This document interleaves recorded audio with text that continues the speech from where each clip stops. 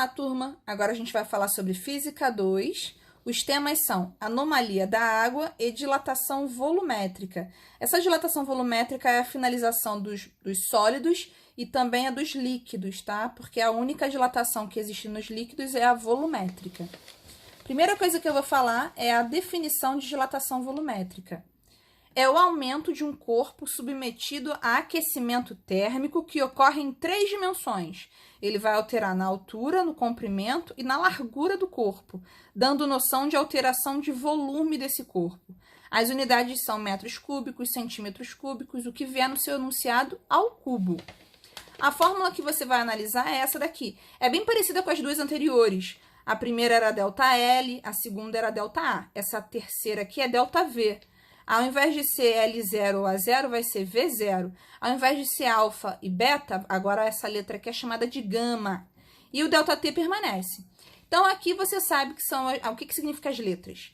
Variação de volume, V0, volume inicial, gama, coeficiente de dilatação volumétrico com a mesma unidade, e ΔT continua sendo variação de temperatura. Lembrando que o ΔT é sempre a temperatura final menos a inicial. Então, essa fórmula aqui é para você calcular a variação de volume sofrida pelo corpo.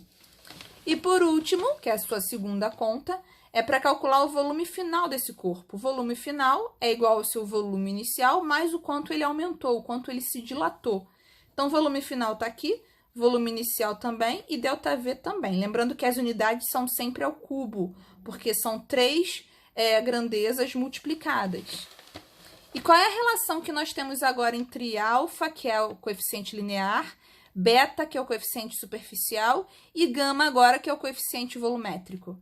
O gama é o triplo do alfa, tá? Então, se eu te der o linear, é só você pegar o linear e multiplicar por 3 para achar o gama, que é o volumétrico. Se eu te der o beta, que é o superficial, é só você pegar o beta, dividir por 2 e o resultado multiplicar por 3 para poder achar o gama, que é o volumétrico. Então, aqui eu coloquei para vocês uma relação, ó. Gama, coeficiente de dilatação volumétrico, alfa, coeficiente de dilatação linear, gama, novamente, coeficiente de dilatação volumétrico, e beta, coeficiente de dilatação superficial. Então, aqui tem uma seta rosa, ó. Gama, que é o volumétrico, é o triplo do alfa, que é o linear. E, novamente, gama é o triplo, gama, que é o volumétrico, é o triplo da metade do beta. Então, o beta, que é o superficial, você divide o beta por 2 e depois multiplica por 3, como estão representados na fórmula aqui em cima, tá? Exemplo resolvido, apenas uma introdução hoje. Um determinado material possui coeficiente de dilatação linear de 3 vezes 10 a menos 5 graus Celsius a menos 1. Determine seu coeficiente de dilatação volumétrico. Ou seja, ele te deu o linear, ele te deu o alfa no enunciado, 3 vezes 10 a menos 5. E ele te pediu o volumétrico, ou seja, ele te pediu o gama. Como é que faz para você passar de uma dimensão para 3 dimensões? O gama é o triplo do alfa. Então, é só você pegar o dado que eu te dei no enunciado e multiplicar por 3. Ou seja, gama, que é o volumétrico, é 3 vezes o linear, que é o alfa. 3 vezes 3, 9. Repete a base 10 e a unidade é graus Celsius elevado a menos 1. Segundo exercício resolvido, exemplo para você. Um determinado material possui coeficiente de dilatação superficial, que é o beta, valendo 8 vezes 10 a menos 5 graus Celsius a menos 1. Determine seu coeficiente de dilatação volumétrico, ou seja, eu te dei o beta, que é o superficial, e te pedi o volumétrico, ou seja, eu te pedi o gama. Como é que de 2 dimensões você consegue ter 3 dimensões? O gama é a metade do beta vezes 3, ou seja, é o triplo da metade do beta. Então, a primeira coisa que você vai fazer é substituir o beta aqui, que é 8 vezes 10 a menos 5, dividir por 2, que deu 4 vezes 10 a menos 5, e em seguida multiplicar por 3, porque o gama é o triplo da metade do beta. 3 vezes 4, 12, vezes 10 elevado a menos 5 graus Celsius a menos 1. Então, esses são 2 exemplos para você achar o gama, tendo o alfa ou o beta. Caso não seja fornecido o volume inicial nas suas questões, você também precisa saber algumas fórmulas de volume. Então, volume do cubo é a aresta ao cubo, tá? Volume do paralelepípedo. O que seria um paralelepípedo? Seria uma caixa de sapato, uma piscina, um aquário, tá? seria o produto entre altura, largura e profundidade. Só você multiplicar as três grandezas. Volume da esfera, uma esfera, seria 4/3 de π vezes o raio ao cubo. Volume de um cilindro, a área da base vezes a sua altura. E o volume do cone é o volume do cilindro dividido por 3, ou seja, a área da base vezes a altura dividido por 3. Anomalia da água, que é o nosso último tópico. O que seria a anomalia da água?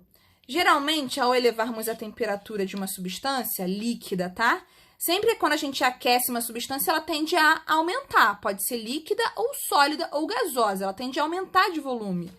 Porém, verificamos que a água, ao ser aquecida de 0 até 4 graus Celsius, a tendência dela seria se dilatar, seria aumentar. Porém, ela se contrai.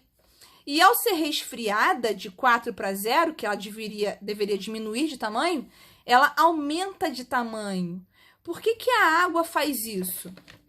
Esse fenômeno pode ser explicado pelas ligações feitas entre... Você sabe que H2O é H2O. H, você tem 2 átomos de hidrogênio e um de oxigênio.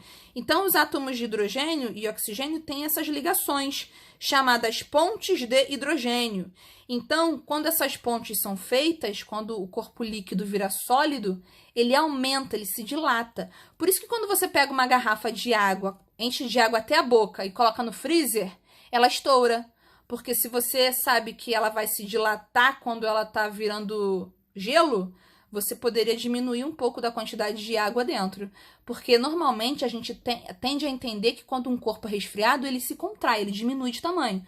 Todos os corpos fazem isso, menos a água.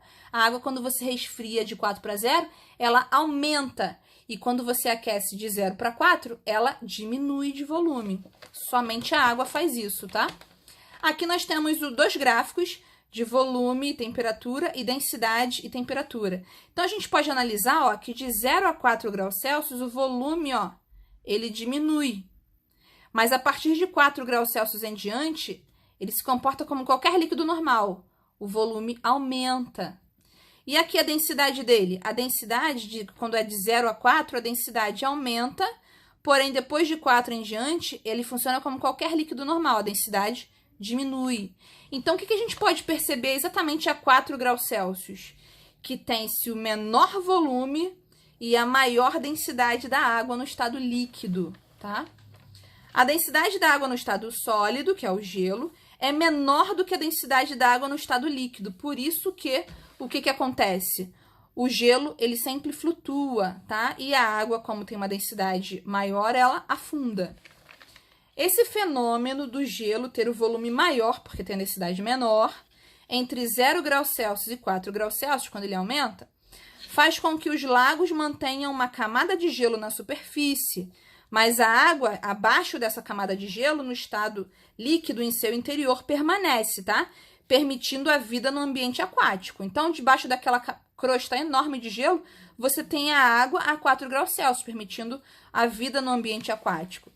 E a convecção, que é um dos tipos de propagação de calor, ajuda a manter esse estado, pois a água mais densa tende a descer para o fundo do lago, enquanto que a menos densa tende a subir, ajudando a formar aquela camada de gelo, né? Porque o gelo é menos denso, então por isso que ele sobe. Outros exemplos conhecidos por essa característica da água, por ela ser anômala, são os icebergs na superfície dos oceanos e os touros de garrafa com água congelada no refrigerador, que foi o que eu acabei de mencionar. Então, se você for colocar uma garrafa de água no congelador, no refrigerador, você tem que deixar um espaço para ela poder se dilatar sem estourar a garrafa, tá? Então, acabamos a aula de hoje.